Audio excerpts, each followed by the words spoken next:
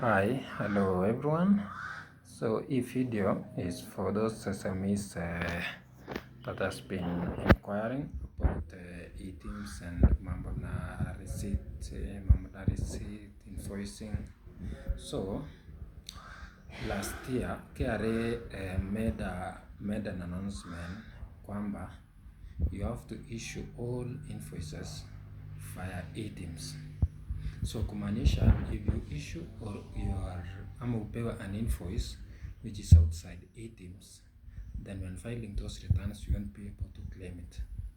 Na the most recent update kwamba bado ni recently KRA made also an announcement kwamba they will be validating both income and expenses, all incomes and expenses from three major sources, which is among them ni e-teams. So kumaanisha if for example you have kuna shop hapo and ukaenda kwa maybe super ukanunua kakitu hapo, ama uko na hoteli or any kind of business, na ukaenda ukanunua kitu hapo kwa duka and you fail to inquire on upewe a valid tax invoice or upewe a valid tax receipt, then you hauta claim such expense when filing your returns. Okay, a question is, itakuwa na impact gani kwako as a business? Number one, your risk number one is when filing your returns hauta claim, meaning liability yako itakuwa juu. You won't be able to claim such expense, meaning such expense won't be allowable. Kumaanisha utalipa more tax. If for example such the total amount ya hiyo items that are not yenye haukupewa a valid tax invoice, for example in 100,000, ni 116,000.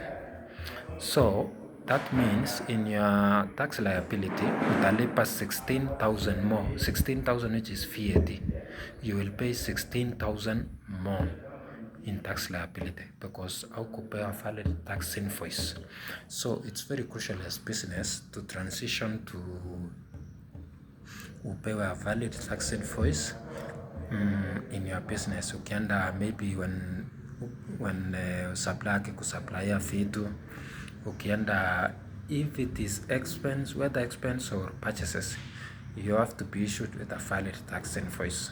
Na it's your responsibility as kama mwenye anaenda kama buyer kwa sasa wewe to remind your supplier kwamba you have to issue a valid tax invoice.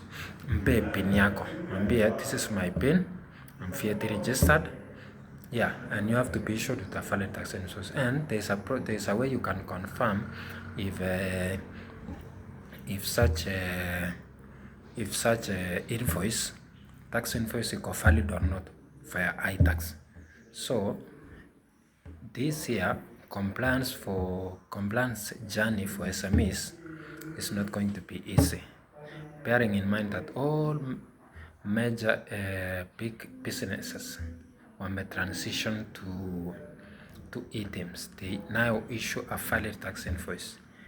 Kumaanisha if you cannot issue a tax invoice as a business, as a SME, you will be excluded from the market. Utatoka kwa market automatically because the recent updates or public notice whereby they will be validating incomes and expenses from e-teams, import records and withholding tax records, meaning compliance will not be an option, ni a must for you to survive and grow your business. So this year let it be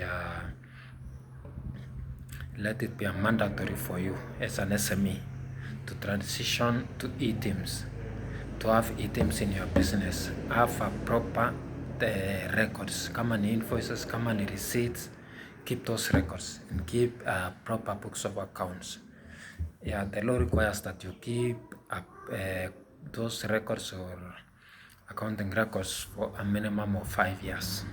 Yes, so transition to e-teams, make sure you issue all your invoices via e-teams, and because because for you to engage such major organization, hizo organization kubwa, maybe as an SME umepata tena kwa organization kubwa kama Safaricom nini, kama hauna such if you cannot issue a proper tax invoice, you automatically lose that contract. So if you want to grow your business, compliance is mandatory this year.